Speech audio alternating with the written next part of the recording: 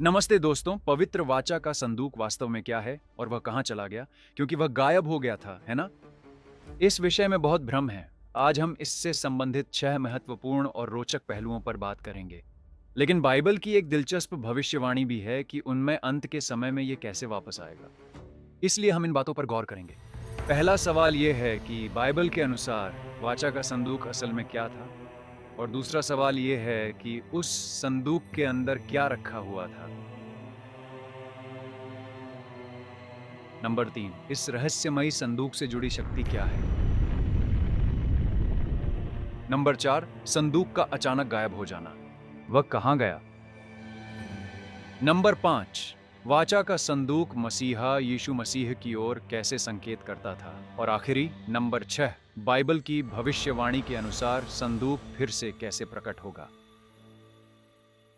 Ark of the Covenant is probably one of the best kept mysteries in the world today. It represented the presence of the Hebrew God, Yahweh, on earth. It brought down the walls of Jericho simply by its presence. All of these leave me with no doubt. In this sealed cave are the greatest treasures of Israel. When they finally give us permission to do the excavation, we're going to be face to face with the Ark of the Covenant. Is there some rumors that the Ark of the Covenant is in Ethiopia? You heard this? Yes. What is that? Is that true? No. इसलिए Bible के अनुसार वाचा का संदूक वास्तव में क्या था? यह रहस्यमय संदूक वह था जिसे परमेश्वर ने मूसा को बनाने की आज्ञा दी थी, और यह लगभग 3,500 साल पहले की बात है। यह लगभग उस समय की बात है जब इजरायली मिस्र से निकले थे। निर्गमन की पुस्तक अध्याय 25 वाक्य 10 में परमेश्वर ने कहा, वे बबूल की लकड़ी का एक संदूक बनाए जिसकी लंबाई 2.5 हाथ और चौड़ाई 1.5 हाथ की हो। वाक्य 11, तू उस पर भीतर और बाहर दोनों तरफ से शुद्ध चोखा सोना मढ़वाना और उसके चारों ओर सोने की एक गोट बनवाना। मेरे पास स्टूडियो में इसका एक छोटा मॉडल भी है, शायद आपने इसे वीडियो में देखा हो। मैं बस इसे लेकर आता हूं। इसलिए यह रहा वाचा का संदूक। बहुत से लोग संदूक के प्रति जुनूनी हैं, खासकर जहां वे सोचते हैं कि यह है, और कई अन्य कारणों से भी। लेकिन संदूक के बारे में सबसे दिलचस्प बात वास्तव में संदूक खुद नहीं है। सबसे दिलचस्प बात वह है जो इसके ऊपर हुई थी। इसलिए इसे मेरे साथ पढ़ें। परमेश्वर ने निर्गमन की पुस्तक अध्याय 25 वाक्य 22 में कहा, वहां मैं तुझसे मिला करूंगा और प्रायश्चित के ढकने के ऊपर से और उन दोनों करूबों के बीच में से जो साक्षी पत्र के संदूक पर होंगे, मैं उन सब आज्ञाओं के विषय में जो मुझे इस्राएलियों के लिए तुझे देनी हैं, तुझसे बातें किया करूंगा। वाह, यह बहुत विशाल है। क्या आप समझ रहे हैं? यह पृथ्वी पर परमेश्वर का सिंहासन है। सर्वशक्तिमान परमेश्वर, जिन्होंने पूरी दुनिया नहीं, पूरे ब्रह्मांड को अस्तित्व में लाया, पृथ्वी पर उनका सिंहासन। यह बहुत बड़ी बात है। यह अपने लोगों के साथ परमेश्वर की उपस्थिति का प्रतीक था। अब इसे पढ़ें। गिनती की पुस्तक अध्याय 7 वाक्य 89, और जब मूसा यहोवा से बातें करने के लिए मिलाप वाले तंबू में गया, तब उसने साक्षी पत्र के संदूक के ऊपर के प्रायश्चित के ढकने पर से अपने साथ बातें करने वाले का शब्द सुना। अब याद रखें, परमेश्वर पवित्र है, वह सिद्ध है, वह शुद्ध है। इसीलिए वाचा का संदूक, इसे परम पवित्र स्थान के भीतर रखा गया था, पहले मिलाप वाले तंबू में, टैबरनेकल, आप इसे जैसे भी उच्चारण करना चाहें, और फिर उसके बाद मंदिर में भी। और केवल महायाजक को ही परम पवित्र स्थान में प्रवेश करने की अनुमति थी, और वह भी वर्ष में केवल एक बार। इसलिए आपको यह समझने की जरूरत है कि यह कितना महत्वपूर्ण है। अब आप पूछ सकते हैं, ठीक है डैनियल, इसलिए संदूक के अंदर क्या था? मेरे साथ इसे पढ़ें। इब्रानियों की पुस्तक अध्याय 9 वाक्य 4 में 3 चीजों का उल्लेख है। 10 आज्ञाओं की पत्थर की तख्तियां, फिर मन्ना का एक सोने का मर्तबान, और अंत में हारून की लाठी जिसमें कलियां निकल आई थीं। विशेष रूप से ये 3 चीजें ही क्यों?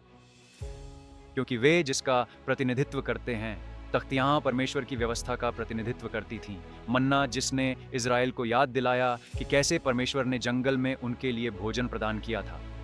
और फिर हारून की लाठी उस याजक पद की ओर संकेत करती है जिसे परमेश्वर ने चुना था।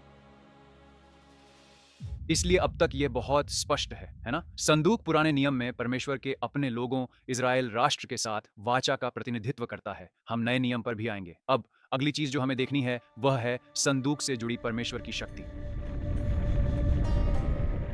गिनती की पुस्तक अध्याय 10 वाक्य 35 कहता है, जब जब संदूक का प्रस्थान होता था तब तब मूसा यह कहा करता था, हे यहोवा उठ और तेरे शत्रु तितर बितर हों और तेरे बैरी तेरे सामने से भाग जाए। अब यह दिलचस्प है कि पूरे पुराने नियम में हम देखते हैं कि कैसे संदूक की उपस्थिति हमेशा परमेश्वर की उपस्थिति और शक्ति से जुड़ी थी।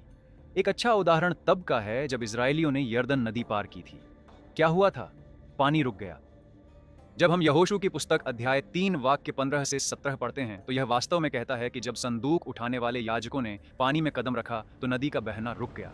एक और अच्छा उदाहरण यरीहो है, वह शक्तिशाली नगरी। क्या हुआ था? जब इजरायलियों ने नगरी के चारों ओर मार्च किया तो वाचा का संदूक उनके आगे आगे चला, है ना? और इसने दीवारों को ढा दिया। लेकिन, और यह महत्वपूर्ण है, वाचा के संदूक को किसी जादुई वस्तु की तरह नहीं देखा जाना चाहिए। एक शमूएल की पुस्तक अध्याय 4 में हम पढ़ते हैं कि कैसे इजरायली संदूक को युद्ध में ले गए यह सोचकर कि यह उनकी जीत की गारंटी देगा। इसके बजाय जो हुआ वह यह था कि वे हार गए और पलिश्तियों ने संदूक पर कब्जा कर लिया। अब यह संदेश आज के बहुत से मसीही विश्वासी के लिए बहुत महत्वपूर्ण है जो वस्तुओं, यहां तक कि धार्मिक वस्तुओं पर ध्यान केंद्रित करते हैं। आप क्रूस या बाइबल पर ध्यान केंद्रित करते हैं यह सोचकर कि यह वस्तु शक्ति देगी और परमेश्वर अब आपकी सुनेगा। आप इसे घर में रखते हैं और सोचते हैं कि उस वस्तु में अधिक शक्ति है, सीधे परमेश्वर से प्रार्थना करने के बजाय, क्योंकि नई वाचा कहती है कि हम विश्वास से उनके पास जा सकते हैं। इस पर हम बाद में आएंगे, लेकिन इसलिए क्या हुआ? उस समय परमेश्वर ने न केवल पलिश्तियों को संदूक ले जाने की अनुमति दी, बल्कि 30,000 पैदल सैनिकों को मरने भी दिया। और फिर जब पलिश्तियों के पास यह था तो क्या हुआ? उन्होंने फिर भी अपनी शक्ति दिखाई। एक शमूएल की पुस्तक अध्याय 5 में हम पढ़ते हैं कि कैसे पलिश्तियों का झूठा परमेश्वर दुष्टात्मा दागोन संदूक के सामने गिर गया। याद रखें, बाइबल कहती है कि अन्य देवता कोई परमेश्वर नहीं है। झूठे देवता वे वास्तव में दुष्टात्माएं हैं, है ना? और फिर पलिश्ती नगरों में तब तक महामारियां फैलीं जब तक कि उन्होंने संदूक वापस नहीं कर दिया। वाक्य 11 वाक्य 12 वास्तव में कहता है, वहां परमेश्वर का हाथ बहुत भारी था। जो लोग नहीं मरे वे फोड़ों से पीड़ित हुए और नगरी का विलाप स्वर्ग तक पहुंच गया। अब आइए समय रेखा पर ध्यान केंद्रित करें। वाचा का संदूक वापस आ गया और यह कई शताब्दियों तक इजरायलियों के साथ रहा जब तक कि यह नहीं हुआ। मेरे साथ इसे पढ़ें। 2 राजा की पुस्तक अध्याय 25 वाक्य 9। उसने यहोवा के भवन और राजा के भवन और यरूशलेम के सब घरों को जला दिया। हर एक बड़े घर को उसने जलाकर राख कर दिया। इसलिए यह किसने किया? यह बेबीलोन का राजा नबूकदनेस्सर द्वितीय था। यह 586 ईसा पूर्व में था और इसमें उल्लेख है कि कैसे उसने यरूशलेम मंदिर को नष्ट कर दिया, लेकिन फिर संदूक इतिहास से गायब हो गया। यह दिलचस्प है कि वे वहां उन चीजों की सूची देते हैं जो उन्होंने मंदिर से ली थीं, लेकिन संदूक सूचीबद्ध नहीं है। 2 राजा 25 की पुस्तक अध्याय वाक्य 13 से 15 को देखें। पीतल के खंभे जो यहोवा के भवन में थे, कसदियों ने उन्हें टुकड़े टुकड़े कर दिया और हंडियों, फावड़ों, गुलतराशों, बासनों को अंगरक्षकों का प्रधान सब उठा ले गया। और फिर जब हम पढ़ते हैं कि जब दूसरा मंदिर बनाया जा रहा था तो हमें एहसास होता है कि कुछ गायब है। जब हम मंदिर, परम पवित्र स्थान के बारे में पढ़ते हैं तो कोई संदूक नहीं, कोई प्रायश्चित का ढकना नहीं, पृथ्वी पर परमेश्वर का कोई सिंहासन नहीं। इसलिए रहस्य शुरू होता है। संदूक कहां है? वाचा के संदूक के साथ वास्तव में क्या हुआ था और इसके वापस आने के बारे में बाइबल की क्या भविष्यवाणी है? इस प्रश्न का उत्तर देने से पहले उनमें एक बात बतानी है जो बहुत महत्वपूर्ण है, जिसे बहुत से लोग भूल जाते हैं, और वह यह है 6000 साल पहले निप्पुर और एरिडू जैसी प्राचीन नगरियों की एक भूली दुनिया थी जहां लोग सदियों तक जीते और महान नायक राज करते थे, लेकिन एक दुष्ट अंधकार फैल रहा था। इस दुनिया में हम उल्दाकों की कहानी देखते हैं। शक्ति, डर और झूठ पर टिके एक दुष्ट साम्राज्य में गुलाम बनकर जन्मा, लेकिन उसने सिर्फ दुख ही झेला था। अपनी बेड़ियों के पार जानवरों, ड्रैगन, परमेश्वर और कुलों की रहस्यमयी दुनिया से अनजान, पर उसकी कहानी कुछ बहुत बड़ा उजागर करेगी। एक गुप्त वंशावली, आदम और शेत के वंशज उस सच्चाई की रक्षा करते हुए जिसे दुनिया खो रही थी, क्योंकि मानव इतिहास के पीछे एक और युद्ध चल रहा है। गिरे हुए प्राणी, नेफिलिम और सब कुछ तबाह करने की एक साजिश। और इन सब के बीच एक प्राचीन भविष्यवाणी, एक चुने हुए का आना जो अंधेरे में रोशनी लाएगा। Light born dawn of darkness अभी प्री ऑर्डर करें और आदि में कदम रखें। मैंने एक बात है जो मुझे आप लोगों को बतानी है, जो बहुत महत्वपूर्ण है, जिसे बहुत से लोग भूल जाते हैं, और वह यह है कि वाचा का संदूक मसीहा यीशु मसीह की ओर संकेत करता है। इब्रानियों की पुस्तक अध्याय 9-12 कहता है, वह यानी यीशु पवित्र स्थानों में सदा के लिए एक ही बार प्रवेश कर गया, अपने ही लहू के द्वारा इस प्रकार एक अनंत छुटकारा प्राप्त किया। इसे समझने के लिए हमें संदूक पर एक नजर डालने की जरूरत है, लेकिन विशेष रूप से इसके ऊपर के हिस्से पर। आप यहां यह हिस्सा देख रहे हैं, संदूक के ऊपर यहां सुनहरा ढक्कन, यह दया का सिंहासन है। लेव्य व्यवस्था की पुस्तक अध्याय 16 वाक्य 14 से 15 के अनुसार साल में एक बार प्रायश्चित के दिन महायाजक इस दया के सिंहासन पर बलिदान का लहू छिड़कता था। उस लहू ने प्रतीकात्मक रूप से लोगों के पापों को ढक दिया। लेकिन अब नए नियम में नई वाचा के साथ हम कुछ अद्भुत पढ़ते हैं कि यीशु अब जो पुराने नियम की व्यवस्था को पूरा करता है, वह सब कुछ जिसकी ओर पुराना नियम व्यवस्था ने संकेत दिया था, मसीहा, वह अब पापों के लिए अंतिम बलिदान बन गया है। उसका लहू हम सभी के लिए छिड़का गया है। मेरे साथ इसे पढ़ें, इब्रानियों 9:12। वह यीशु पवित्र स्थानों में सदा के लिए एक ही बार प्रवेश कर गया, बकरों और बछड़ों के लहू के द्वारा नहीं, बल्कि अपने ही लहू के द्वारा। ठीक इसी प्रकार से एक अनंत मुक्ति अब पूरी तरह से सुनिश्चित कर दी गई है। हजारों वर्षों के वे सभी बलिदान, वे सब परछाइयां थे, सब यीशु की ओर इशारा कर रहे थे कि वह आकर एक दिन क्रूस पर हम सभी के लिए क्या करेगा। उनका लहू जो हम सब के लिए बहा। क्या आपको याद है कि मंदिर में क्या हुआ था जब यीशु की क्रूस पर मृत्यु हुई थी? मेरे साथ इसे पढ़े, मत्ती 27 वाक्य 51। और तभी अचानक देखो, मंदिर का पर्दा ऊपर से नीचे तक बीच में से फटकर पूरी तरह से दो टुकड़ों में बंट गया। यह कोई आकस्मिक नहीं था, यह परमेश्वर का एक बहुत ही स्पष्ट संदेश था। वह पर्दा जो लोगों को परम पवित्र स्थान से अलग करता था, दूसरे शब्दों में परमेश्वर की उपस्थिति से वह पर्दा दो भागों में फट गया। इसका अर्थ है कि पुरानी वाचा समाप्त हुई, नई वाचा यहां है। यीशु की क्रूस पर मृत्यु हुई, जिससे हम सभी के लिए परमेश्वर के सिंहासन के पास भरोसे के साथ जाना संभव हो गया।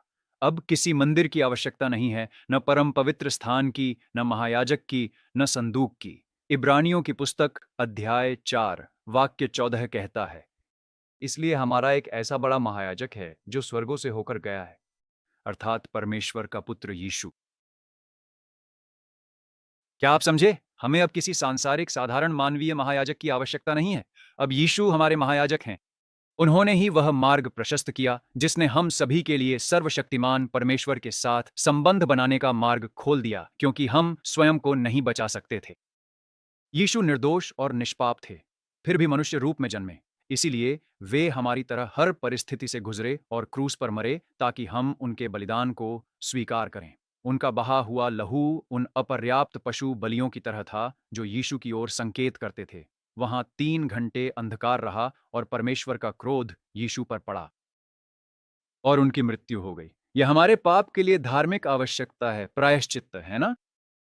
यीशु ने इसे अपने ऊपर ले लिया। इसलिए जब हम उन्हें स्वीकार करते हैं तो न केवल वे हमें धर्मी घोषित करते हैं, बल्कि हमें अपने भीतर पवित्र आत्मा भी प्राप्त होती है और अब हमारा शरीर परमेश्वर का मंदिर बन जाता है।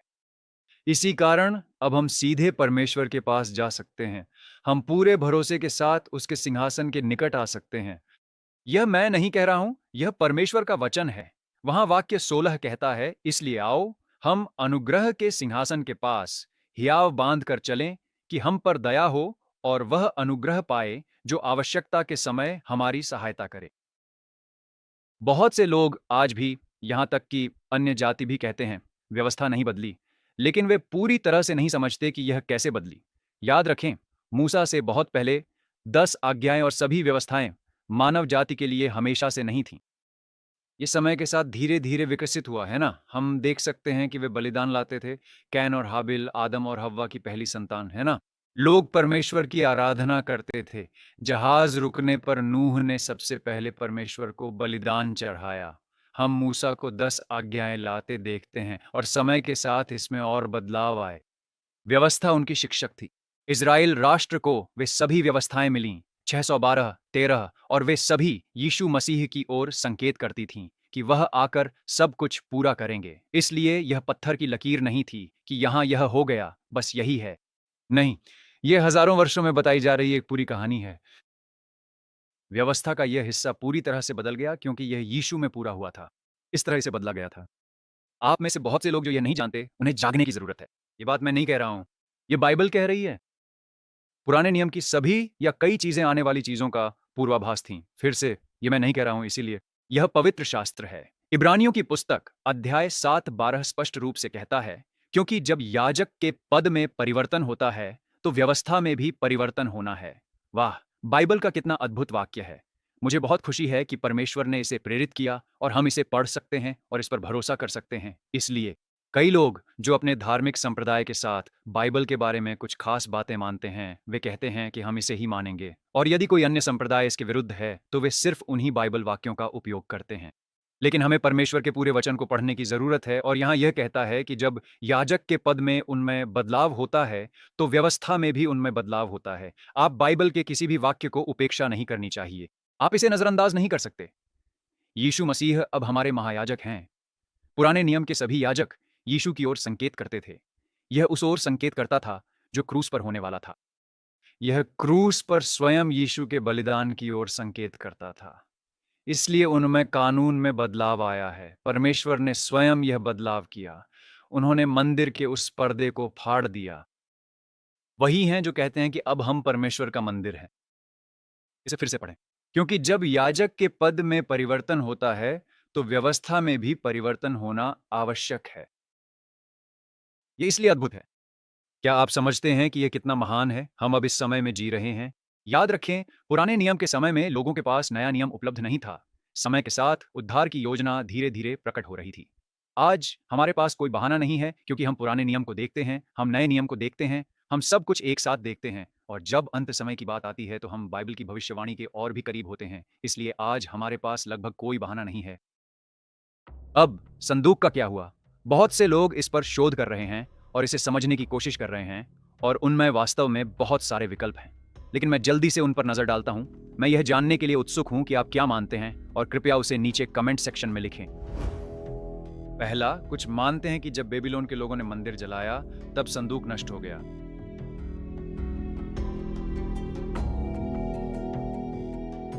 नंबर 2, कुछ का मानना है कि बेबीलोन के आक्रमण से पहले याजकों ने इसे कहीं छिपा दिया था। यह वास्तव में यहूदी विचारधारा में एक प्रमुख पारंपरिक दृष्टिकोण है। नंबर 3, कुछ लोग मानते हैं कि भविष्यद्वक्ता यिर्मयाह ने संदूक को माउंट नेबो की एक गुफा में छिपा दिया था। अब यह 2 मुकाबिज 2 वाक्य 4 से 8 से आता है। बेशक यह कुछ प्राचीन यहूदी परंपरा का हिस्सा है, लेकिन यह कैनन का हिस्सा नहीं है। इसलिए यह सच हो सकता है, लेकिन हम बस जानते नहीं हैं। नंबर 4, कुछ का मानना है कि इसे यरूशलेम के पास या नीचे कहीं छिपाया गया था, विशेष रूप से टेम्पल माउंट में। Welcome to the Temple Mount. Number 5, कुछ का मानना है कि ये इथियोपिया पहुंच गया। इथियोपियाई परंपरा के अनुसार संदूक अक्सुम के सेंट मैरी ऑफ सिययोन चर्च में सुरक्षित है। स्मिथसोनियन ने भी सालों पहले इस इथियोपियाई दावे की जानकारी दी थी। यहां एक छोटी सी टिप्पणी। स्मिथसोनियन जो भी कहता है, मुझे उस पर संदेह होने लगता है। मैं उसकी बातों को सावधानी से परखता हूं, और मैं उनकी बातों पर खुद रिसर्च करना चाहता हूं, खासकर जब बात बाइबल की हो। हर उस चीज की जिसका बाइबल में उल्लेख है, जैसे दिग्गजों के कंकाल, उन्होंने इसे छिपा दिया, इसके बड़े हिस्से को। मैं इस वीडियो के अंत में एक वीडियो प्रचार करूंगा जहां मैं आपको ये दिखाऊंगा। 80 से भी अधिक पुराने लेखों में बताया गया है कि कैसे 1800 और 1900 के दौरान विशाल कंकाल पाए गए थे, जो बाइबल में वर्णित दिग्गजों यानी नेफिलिम और रेफैम को सच साबित करते हैं। कृपया इस वीडियो को देखें और प्रचार करें। यह बहुत जरूरी है, क्योंकि YouTube इसे कम दिखाने की कोशिश करता है ताकि ज्यादा लोग इसे न देख सकें, लेकिन कृपया इसे देखें। नंबर 6, कुछ लोगों का मानना है कि संदूक को बेबीलोन ले जाया गया था, भले ही बाइबल में इसका विशेष रूप से उल्लेख नहीं है। कुछ परंपराएं बताती हैं कि इसे छिपाने के बजाय मंदिर के खजाने के साथ ले जाया गया होगा, लेकिन बाइबल यह नहीं बताती कि इसका क्या हुआ, इसलिए हम नहीं जानते। मेरे लिए दिलचस्प बात यह है क्योंकि लोग वाचा के संदूक के पीछे पागल हो सकते हैं, पर हमारा जुनून स्वयं परमेश्वर होना चाहिए। हम परमेश्वर के मंदिर हैं, हमें इसकी जरूरत नहीं है। भले ही यह यीशु की ओर इशारा करे, हमें उन पर ही ध्यान देना चाहिए, और मुझे लगता है कि परमेश्वर भी यही चाहते हैं। बाइबल में यह कहाँ है? ये नहीं बताया गया है ना? इसलिए मेरा मानना है कि परमेश्वर चाहता है कि हम उस सच्चाई और उसके वापस आने पर ध्यान दें। और दिलचस्प बात यह है कि यह अभी की इस भौतिक दुनिया में नहीं, बल्कि एक दिन स्वर्ग में होगा। इसे मेरे साथ पढ़ें। प्रकाशित वाक्य 11 वाक्य 19। तब स्वर्ग में परमेश्वर का मंदिर खोल दिया गया और उसके मंदिर के भीतर उसकी वाचा का संदूक दिखाई देने लगा। और फिर बिजलियां कड़कीं और शब्द सुनाई दिए और भयंकर गर्जन और भूकंप हुए और बड़े बड़े ओले गिरने लगे। वाह, अद्भुत! देखिए, और यही वो बात है जो बहुत से लोग नहीं समझ पाते। पृथ्वी पर वाचा का संदूक स्वर्ग की वास्तविकता का केवल एक प्रतीक मात्र था। परमेश्वर का सिंहासन, वह परमेश्वर है जिसका आत्मिक जगत और भौतिक जगत में सांस लेने वाली हर चीज पर शासन है। परमेश्वर चाहता है कि हम अपनी सोच बदलें, और हम कुलुस्सियों 3 वाक्य 2 में पढ़ते हैं, पृथ्वी पर की नहीं परंतु ऊपर की वस्तुओं पर ध्यान लगाओ, पृथ्वी की वस्तुओं पर नहीं, क्योंकि तुम तो मर गए और तुम्हारा जीवन मसीह के साथ परमेश्वर में छिपा हुआ है। जब मसीह जो हमारा जीवन है प्रकट होगा, तब तुम भी उसके साथ महिमा में प्रकट किए जाओगे। वाह, क्या आप समझे? परमेश्वर का सिंहासन हमेशा स्वर्ग में था। पूरी सृष्टि पर उसका शासन है। पृथ्वी का संदूक किसी महान चीज की ओर इशारा करता था, स्वयं परमेश्वर और उसके शासन की ओर। इसलिए भले ही पृथ्वी का संदूक गायब हो गया, परमेश्वर की वाचा नहीं। वास्तव में प्रकाशित वाक्य की किताब के अगले ही अध्याय में वाचा के पीछे की इस महान कहानी को समझाया गया है। जब हम प्रकाशित वाक्य 12 पर जाते हैं तो यह शैतान उस पुराने अजगर और मसीह के बीच के संघर्ष का वर्णन करता है। वह बालक जो इज़राइल उस स्त्री के माध्यम से आया था। यह हमें दिखाता है कि कैसे परमेश्वर ने अपने उद्धार की योजना की रक्षा की और अपनी भविष्यवाणियों को पूरा किया। न केवल पूरा किया, बल्कि उसने इसे बार बार मानवता पर प्रकट किया और समय के साथ इसे और स्पष्ट किया। और फिर आप देख सकते हैं कि सदियों से भी अच्छाई और बुराई, प्रकाश और अंधकार के बीच इस लड़ाई में शैतान ने कैसे मसीह के जन्म को रोकने की कोशिश की। इज़राइल के भीतर और बाहर युद्धों के साथ बार बार ऐसा हुआ। याद रखें, इज़राइल को यहोवा ने अपने भाग्य के रूप में चुना ताकि उसे पापी दुनिया से अलग कर पवित्र रखे और उनके द्वारा मसीह को लाएं, इसलिए कि यह सिर्फ उनके लिए न हो, बल्कि पूरी दुनिया और सभी जातियां देखें कि परमेश्वर कौन है। व्यवस्था विवरण की पुस्तक अध्याय 32 वाक्य 8 से 9 तक हम पढ़ते हैं, जब परम प्रधान ने जातियों को भाग दिया, तब यहोवा का भाग उसकी प्रजा है, याकूब उसका चुना हुआ निज भाग है। यहाँ इब्रानी में परम प्रधान परमेश्वर एल एलियोन है। हमारा मानना है कि यह पिता परमेश्वर है, और यहाँ प्रभु यहोवा है, और हम यीशु का नाम जानते हैं जो अंग्रेजी में है ना? ये केवल यीशुआ वचन है जिसका अर्थ क्या है? यहोवा ही उद्धार है। ये पुराने नियम में यीशु हैं जो इज़राइल राष्ट्र को उनके साथ वाचा बांधने के लिए चुन रहे हैं, ताकि उन्हें अलग पवित्र रखा जा सके और पूरी मानवता के लिए अपनी उद्धार की योजना को सामने लाया जा सके। उसने इज़राइल को उनके साथ वाचा बांधने के लिए चुना। व्यवस्था विवरण की पुस्तक अध्याय 7 वाक्य 6, क्योंकि तुम अपने परमेश्वर यहोवा के लिए एक पवित्र जाति हो, तुम्हारे परमेश्वर यहोवा ने तुम्हें अपनी एक अनमोल संपत्ति होने के लिए चुना है। अब इसे ध्यान से सुनो। पृथ्वी के ऊपर रहने वाले संसार के सब लोगों में से यहां तुम्हारा परमेश्वर यहोवा याहवेह है, और यह बहुत ही दिलचस्प होने वाला है अगर आप यह नहीं जानते थे। यह वह वाचा का नाम है जो उसने पहली बार मूसा के द्वारा इस्राएल राष्ट्र को दिया था। पहले लोग यीशु को याहवे के रूप में नहीं जानते थे। वे उन्हें किस नाम से जानते थे?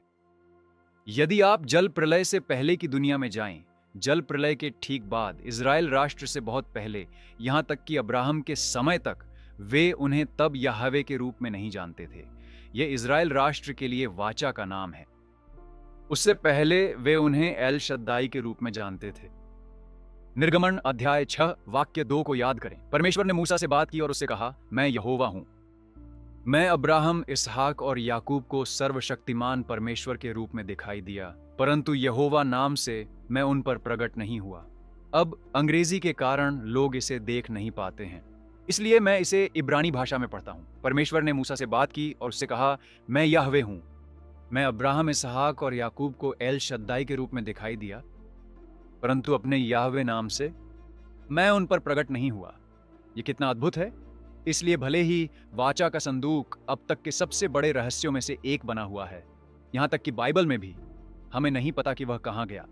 बाइबल यह नहीं बताती, लेकिन इसका अर्थ यीशु मसीह में पहले ही पूरा हो चुका है। किसी छिपी हुई गुफा में नहीं, मंदिर के पहाड़ के नीचे नहीं, बल्कि क्रूस पर यीशु मसीह के कार्य में और फिर 3 दिनों के बाद जी उठने में।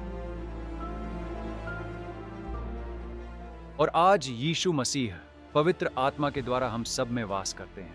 हम कलीसिया में परमेश्वर का मंदिर हैं। यीशु मसीह कलीसिया की देह के सिर हैं और एक दिन हम उनके साथ रहना जारी रखेंगे। परमेश्वर अपने लोगों के साथ रहेगा, हम उनके साथ। वहां न आंसू होंगे, न दुख, न पीड़ा। मुझे उस दिन और स्वर्ग में मसीह के साथ उस संदूक को देखने का इंतजार है।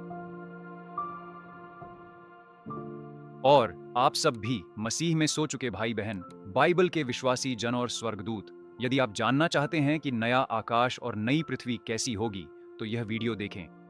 यदि आप बाइबल की और भविष्यवाणियों को समझना चाहते हैं, तो यहाँ यह प्लेलिस्ट देखें। और कभी ना भूलें, जीवन छोटा है, इसलिए अपना जीवन बर्बाद ना करें। बाय दोस्तों।